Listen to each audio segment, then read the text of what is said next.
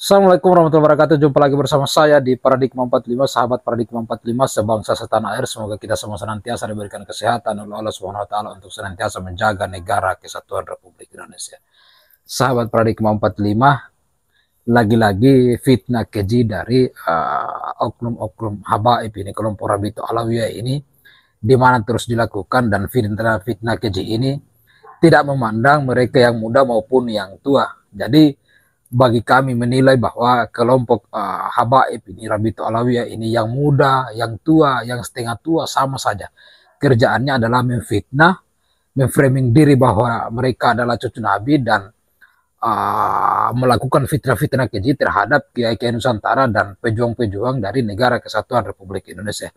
Dan itu terjadi, akan kita tampilkan sebentar, bahwa lagi-lagi yang melakukan fitnah-fitnah keji ini adalah mereka dari kelompok parhabaib ini, yang bahkan sudah rentan, ya, artinya kalau kemudian hidupnya hari ini seharusnya dilakukan saja untuk beribadah, memohon kepada Allah, dan mendapatkan ampunan dari Allah Subhanahu wa taala. Namun ternyata tidak, mereka yang muda saja dari kelompok habaib ini, bahkan yang tua saja sudah seperti orang tua yang akan kita tampilkan itu, masih senang dengan hal-hal yang kemudian berbau fitnah dan memprovokasi.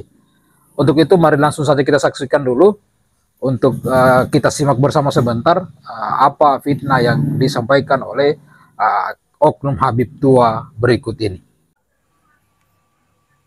Sungguh betapa hebatnya para habaib dan pendiri-pendiri NU di zaman penjajahan Belanda. Mereka begitu gigihnya, mereka begitu tingginya reputasinya untuk menjatuhkan reputasi para habaib dan Nahdlatul Ulama. Maka Belanda melalui Sunuk Hugran, mereka menyusun strategi mendatangkan orang-orang Arab dan dimodali, sehingga mereka menjadi seorang rentenir untuk menjatuhkan kredibilitas habaib. Keturunan-keturunan Wan Abud ini, yang biasa disebut dengan Wan Abud ini, masih ada, masih banyak di kota Bandung, di kota Jawa.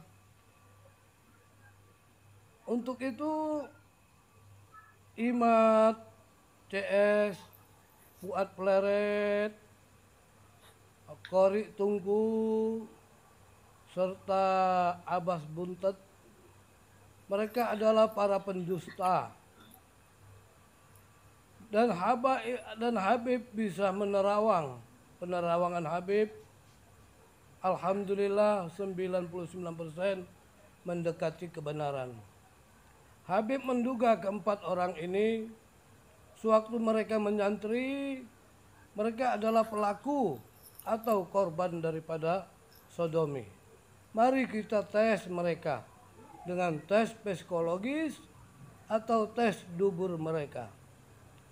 Untuk warga, untuk rakyat Indonesia, waspada, mereka ditunggangi oleh kekuatan-kekuatan yang tidak berwujud seperti PKI atau politik kotor, atau juga mafia-mafia kekuatan asing.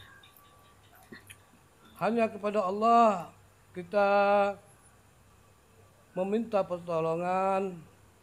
Semoga Allah justru mengangkat harkat dan martabat kita dari fitnah-fitnah keji ini. Wassalamualaikum warahmatullahi Muhammad wa ala alihi wasallam. Walhamdulillahirabbil alamin. Ya, seperti itulah kegiatan sehari-hari mereka, ya, nggak hina, nggak hidup, nggak hina orang, nggak hina kiai pribumi, tidak ngetren dan sebagainya. Ini terus dilakukan dengan masif oleh kelompok-kelompok ini. Makanya memang kita yang pribumi dan kiai-kiai Nusantara harus sadar dan terus menyampaikan bahwa mereka kelompok parhabaib ini, oknum-oknum ini, selalu kemudian memframing diri bahwa mereka lebih mulia daripada Kiai-Kiai Nusantara, daripada keturunan-keturunan dari Wali Songo dan Kiai-Kiai Nahdlatul Ulama. Nah, ini terus mereka lakukan, menghina, mencaci, menjelek-jelekan Kiai-Kiai kita.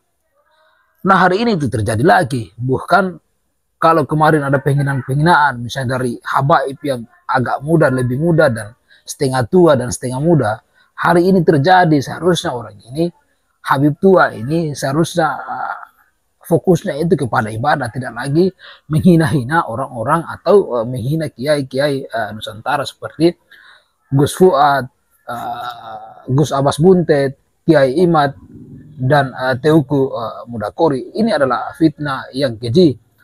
Dan ini bisa mendapatkan pasal berlapis dan diproses hukum kalau kemudian ada orang yang dia hina ini bahkan akan melaporkan orang tua ini. Nah, yang pertama yang menjadi penilaian kita dan ini menjadi kritikan pedas buat Habib tua ini bahwa dia kemudian menyandingkan antara habaib dan Nahdlatul Ulama. Padahal kalau berbicara tentang reputasi, beda Nahdlatul Ulama dengan reputasi habaib pada zaman penjajahan Belanda, anggaplah di abad 19. Ketika NU didirikan oleh Ki Haji Asy'ari, lalu Ki Haji Asy'ari membesarkan NU dan menyerukan untuk melakukan jihad dalam rangka mengusir dan melawan penjajahan Belanda untuk bagaimana Indonesia bisa dimerdekakan. Itu adalah komitmen yang dibangun oleh Ki Haji Hashim Asy'ari ketika itu. Misi kemerdekaan, misi jihad untuk melawan penjajahan Belanda. Berbeda kemudian dengan kelompok habaib ini. Makanya beda, kalau mau disandingkan beda Pak. Beda Pak Tua. Sementara kelompok habaib ini yang mereka lakukan apa? Mereka hanya membantu penjajahan Belanda. Bahkan mereka didatangkan oleh Raja dan Ratu Belanda ketika itu. Utsman bin Yahya itu didatangkan oleh Belanda untuk membantu kerja-kerja mereka. Menjadikan Utsman bin Yahya sebagai mufti dari mereka. Digaji, diberi penghargaan. Dan kita tahu bersama bahwa bahkan Utsman bin Yahya ini pernah mendoakan Ratu Belanda dan Raja Belanda ketika itu untuk diberikan panjang umur dan diberikan kejayaan. Ini berarti kuat dugaan kita bahwa memang kelompok habaib ini yang bekerja sama dengan Belanda ini juga menjajah Nusantara ketika itu.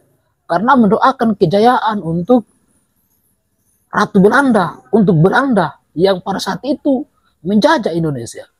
Jadi kalau ada kemudian oknum habaib, apalagi orang tua ini yang tadi yang kita tampilkan, yang mengatakan bahwa NU dan habaib itu berjuang bersama-sama, itu adalah hal yang salah. Beda Pak, tidak bisa disandingkan, reputasinya beda. Beda Pak Tua. Kurang ajar Anda ini. Beda. NU dan Ki Haji Asy'ari ketika itu menyerukan untuk berjihad melawan Belanda, memperjuangkan kemerdekaan. Sementara para habaib, Utsman bin Yahya, nenek moyang Anda, membantu penjajah Belanda ketika itu. Nah, terkait pernyataan penghinaan dari oknum habaib Tuhan ini bahwa Kiai Imad, Gus Fuad Pleret,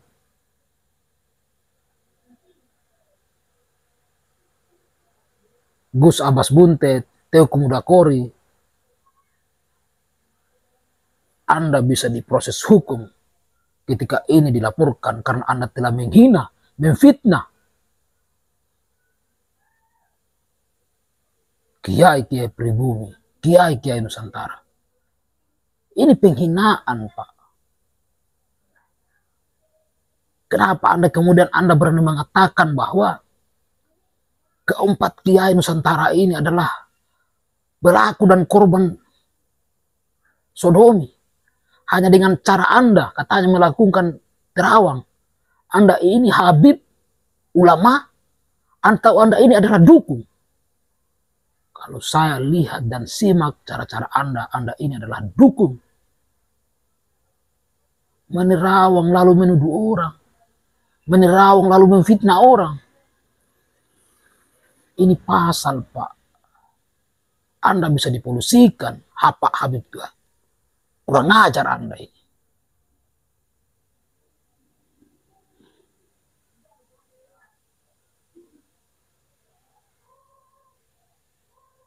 Maka dari itu saya menghimbau kepada sahabat-sahabat pecinta NKRI dan pecinta Kiai Nusantara, buat teman-teman yang di Jawa, barangkali mungkin Habib tua ini bisa dilaporkan agar dia membusuk di penjara.